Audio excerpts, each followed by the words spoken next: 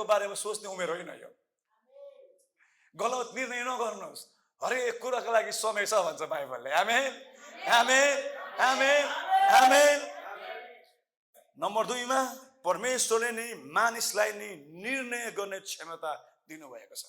तपाईँलाई म एउटा कुरा भनौँ, आज तपाईँ सेवाकाईमा शनिबार आउनुभयो नि, तपाईँले लाउनु भएको लुगा छ नि, यो तपाईँको निर्णय हो। तपाईँसँग 3 जोडी कुर्ता थियो होला नि त, तपाईँले 1 जोडी लाउनु भयो नि, तपाईँको निर्णय हो। के तपाईँलाई परमेश्वरले ओ त्यो फुकाल त्यो लगा भन्नुभयो? तपाईँको निर्णय हो। तपाईँको निर्णयलाई परमेश्वरले नि कदर गर्नुहुन्छ। त्यही भएर पवित्र जीवन जिउने कि नजिउने यो निर्णय हो। प्रभुलाई खोज्ने कि नखोज्ने यो निर्णय हो।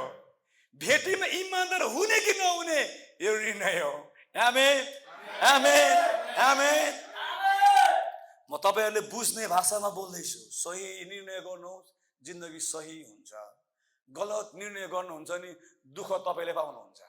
यदि त्यो यहुदा इस्करियोतले नि 3.5 सालसम्म ख्रीष्ट प्रभुलाई पछ्याएर नि, हेर्नुस् त उसले 3.5 सालसम्म जिउँदो प्रभुको पछि पछि हिँड्दै थियो, अन्तिममा सानो गल्ती गर्दै हाल्यो नि त, गलत निर्णय गरिहाल्यो नि त, आफ्नै प्रभुलाई बेचिहाल्यो नि त।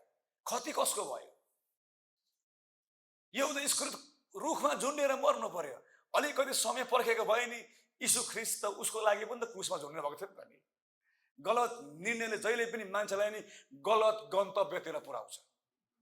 म तपाईले बुझ्ने भाषामा बोल्दैछु। गलत निर्णयले तपाईको जीवनलाई जहिले पनि नि गलत गन्तव्यतिर पुर्याउँछ। गलत निर्णय चाहिँ नि सोनिया छोरी रक्सीको चार्जमा गाडी कुदाउने ड्राइभर जस्तै हो। उसले कति खेर लगेर कहाँ गएर गाडी पल्टाउँछ नि त्यो कसलाई पनि थाहा हुँदैन। सही निर्णय गर्नुहोस्। आमेन। क्षमा दिन्छु, सही निर्णय हो। बदला लिने काम परमप्रभुको हातमा राखिदिन्छु, सही निर्णय हो।